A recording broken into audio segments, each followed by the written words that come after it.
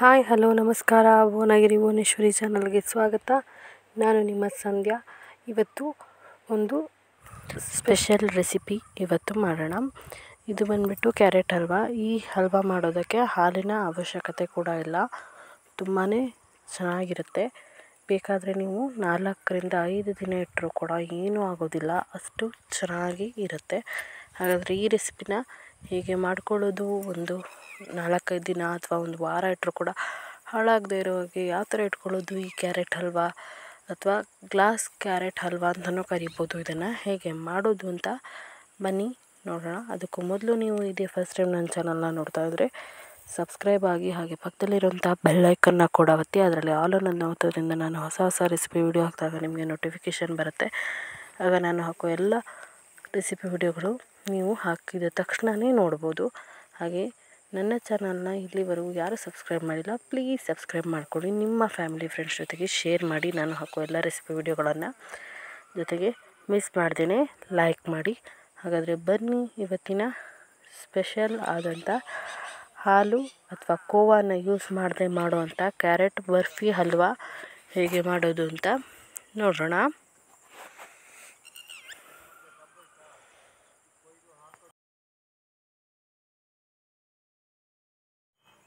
ಮೊದಲಿಗೆ ನಾನಿಲ್ಲಿ ಒಂದು ಬೇಸನ್ ಇಟ್ಕೊಂಡಿದ್ದೀನಿ. ಇದಕ್ಕೆ ಸುಮಾರು ಒಂದು 4ರಿಂದ 5 ಸ್ಪೂನ್ ಆಗೋಷ್ಟು ತುಪ್ಪನ ಹಾಕ್ಕೋತಾ ಇದ್ದೀನಿ.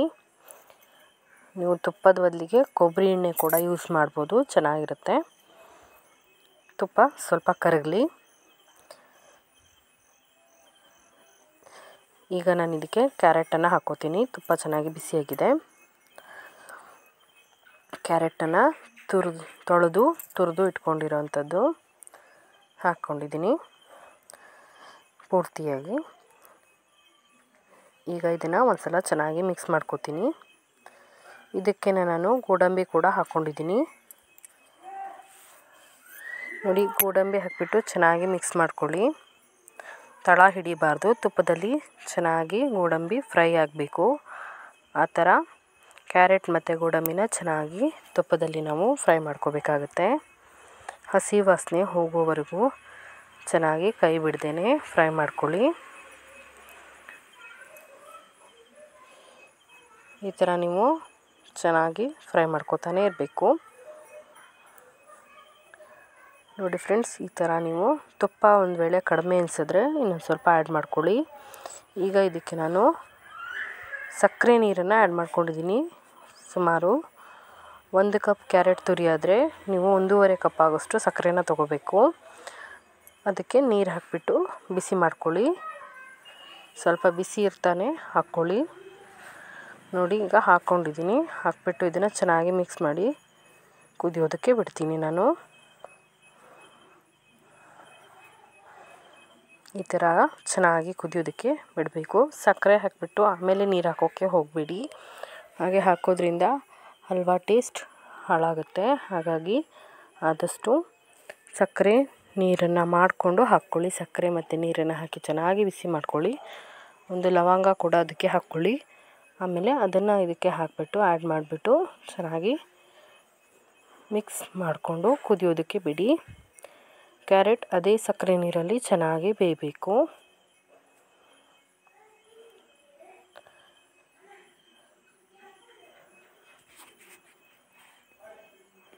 ಈಗ ಅದನ್ನು ನಾನು ಒಂದು ಸಲ ಮಿಕ್ಸ್ ಮಾಡ್ಕೋತಾ ಇದ್ದೀನಿ. ಸಕ್ಕರೆ ನೀರು ಪಾಕ ಬರೋ ಅವಶ್ಯಕತೆ ಏನಿಲ್ಲ. ಜಸ್ಟ್ ಸಕ್ಕರೆ ಕರಗಿ ನೀರು ಕುದಿ ಬರ್ತಾ ಇದ್ದರೆ ಸಾಕು. 1 ಕಪ್ ಕ್ಯಾರೆಟ್ ತುರಿಗೆ 1.5 ಕಪ್ ಸಕ್ಕರೆ. ನೀವು ಸ್ವೀಟ್ ತಿನ್ನೋದಿದ್ರೆ 2 ಕಪ್ ಕೂಡ ಹಾಕ್ಕೋಬೋದು. ಅದಕ್ಕೆ ನೀವು 1 ಕಪ್ಗಿಂತ ಸ್ವಲ್ಪ ಕಡಿಮೆ ನೀರನ್ನು ಹಾಕಿ ಬಿಸಿ ಮಾಡ್ಕೊಳ್ಳಿ.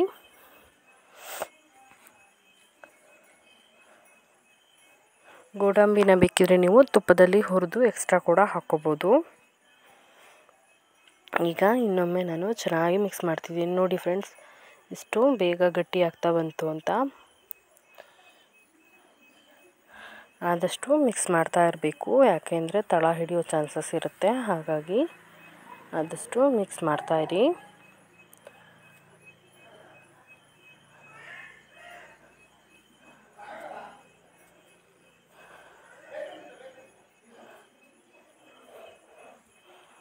ತುಂಬ ಪೇಷನ್ಸ್ ಇರಬೇಕಾಗತ್ತೆ ಫ್ರೆಂಡ್ಸ್. ಇದನ್ನು ಮಾಡುವಾಗ ಆದಷ್ಟು ಪೇಷನ್ಸ್ ಇಟ್ಕೊಂಡು ನಿಧಾನವಾಗಿ ಲೋ ಫ್ಲೇಮಲ್ಲಿ ಮಾಡ್ಕೊಳ್ಳಿ.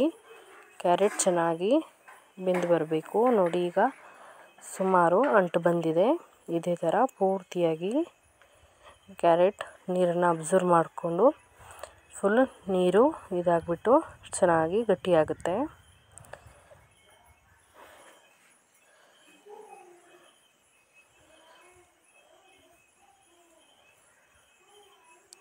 ಕೈ ಬಿಡ್ದೇನೆ ಸುಮಾರು ಗಟ್ಟಿ ಆಗ್ತಾಯಿದೆ ಅಂದಾಗ ನೀವು ಮಿಕ್ಸ್ ಮಾಡ್ಕೋತಾ ಇರಬೇಕು. ನೋಡಿ, ಈ ಥರ ಮುಟ್ಟಿದಾಗ ಸ್ವಲ್ಪ ಅಂಟು ಅಂಟು ಫೀಲ್ ಬರ್ತಾಯಿದೆ ಅಂದರೆ ಆಗ್ತಾ ಬಂದಿದೆ ಅಂತ ಅರ್ಥ. ಈಗ ನೋಡಿ, ತಳ ಬಿಡೋದು ಶುರುವಾಗಿದೆ. ಈ ಕನ್ಸಿಸ್ಟೆನ್ಸಿಗೆ ಬಂದರೆ ಸರಿಯಾಗಿದೆ ಅಂತ. ನೋಡಿ, ಈ ಥರ ಆದರೆ ಸರಿಯಾಗಿದೆ. ಈಗ ನಾನು ಇನ್ನೊಮ್ಮೆ ಈ ಥರ ಮಾಡ್ಕೊತಾ ಇದ್ದೀನಿ. ತಳ ಬಿಡೋ ತನಕನೂ ಫ್ರೈ ಮಾಡ್ಕೋಬೇಕು. ಈಗ ಇದು ಆಗಿದೆ. ಇದನ್ನು ನಾನು ಒಂದು ತುಪ್ಪ ಸವರಿರುವಂಥ ಬಟ್ಲಿಗೆ ಹಾಕೋತಾ ಇದ್ದೀನಿ. ಹಾಕಿಬಿಟ್ಟು ಪೂರ್ತಿಯಾಗಿ ಹರಡ್ಕೊಳ್ಳೋಣ.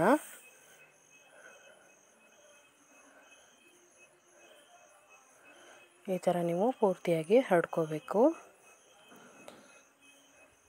ಇದನ್ನು ಕಂಪ್ಲೀಟಾಗಿ ಒಂದು 4 ರಿಂದ 5 ಅವರ್ ರೂಮ್ ಟೆಂಪ್ರೇಚರ್ನಲ್ಲಿ ಬಿಟ್ಬಿಡಿ. ಆಗ ಇದು ಪೂರ್ತಿಯಾಗಿ ಗಟ್ಟಿಯಾಗಿ ಒಳ್ಳೆ ಬರ್ಫಿ ಥರ ಆಗುತ್ತೆ ಫ್ರೆಂಡ್ಸ್. ಆಗ ನೀವು 1 ವಾರ ಬೇಕಿದ್ರೂ ಇಟ್ಕೊಂಡು ತಿನ್ಬೋದು. ಇಲ್ಲ ಈಗಲೇ ಮಾಡ್ಕೊಂಡು ತಿಂತೀವಿ ಅಂದರೆ ಇದೇ ಥರ ನೀವು ಸರ್ವ್ ಮಾಡ್ಕೋಬೋದು ಡೈರೆಕ್ಟಾಗಿ.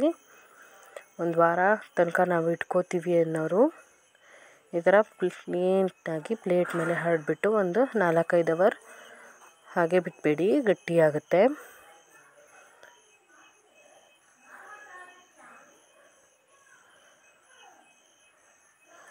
ನೋಡಿದ್ರಲ್ಲ ಫ್ರೆಂಡ್ಸ್, ಕ್ಯಾರೆಟ್ ಹಲ್ವಾ ರೆಸಿಪಿ ಎಷ್ಟು ಈಸಿಯಾಗಿ ಹಾಲು ಕೋವಾ ಇಲ್ಲದೆ ಕೂಡ ಮಾಡ್ಕೋಬೋದು ಅಂತ.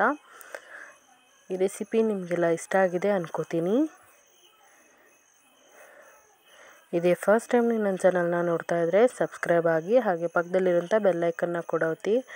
ಅದರಲ್ಲಿ ಆಲ್ ಅನ್ನೋದನ್ನ ಒತ್ತೋದ್ರಿಂದ ನಾನು ಹೊಸ ರೆಸಿಪಿ ವಿಡಿಯೋ ಹಾಕಿದಾಗ ನಿಮಗೆ ನೋಟಿಫಿಕೇಷನ್ ಬರುತ್ತೆ. ಆಗ ನಾನು ಹಾಕೋ ಎಲ್ಲ ರೆಸಿಪಿ ವಿಡಿಯೋಗಳನ್ನು ನೀವು ಹಾಕಿದ ಕೂಡಲೇ ಫಸ್ಟ್ ನೀವೇ ನೋಡ್ಬೋದು. ಪ್ಲೀಸ್ ಸಬ್ಸ್ಕ್ರೈಬ್ ಆಗಿ ನನ್ನ ಚಾನಲ್ನ, ಹಾಗೆ ಪಕ್ಕದಲ್ಲಿರೋ ಬೆಲ್ಲೈಕನ್ನ ಕೂಡ ಒತ್ತೋದು ಮರಿಬೇಡಿ. ಜೊತೆಗೆ ಲೈಕ್ ಮಾಡಿ, ಶೇರ್ ಮಾಡಿ, ಕಮೆಂಟ್ ಕೂಡ ಮಾಡಿ. ಮತ್ತು ಹೊಸ ರೆಸಿಪಿ ಜೊತೆ ಮತ್ತೊಮ್ಮೆ ನಿಮಗೆ ಸಿಗ್ತೀನಿ. ಅಲ್ಲಿವರೆಗೂ keep watching Bhuvanagiri Bhuvaneshwari channel. Thank you.